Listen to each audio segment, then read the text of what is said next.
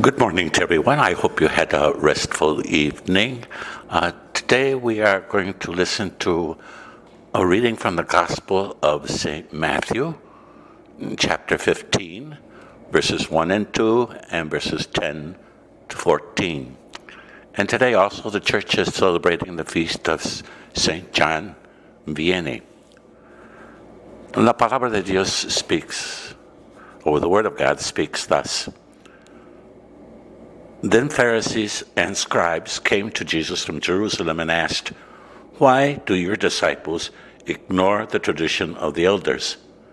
They do not wash their hands before eating." Then Jesus called the people to him and said to them, "Listen and understand. It is not what goes into one's mouth that defiles a person. What comes out of the mouth is what defiles him." The disciples approached and said to him, "Do you realize that the Pharisees were greatly offended when they heard what you said?" He answered, "Every plant that my Father has not planted will be uprooted. Leave them alone. They are blind guides, and if one blind person guides another, they will both fall into a pit." The Gospel of the Lord. Today, as I was saying, the church celebrates the feast of St. John Vianney.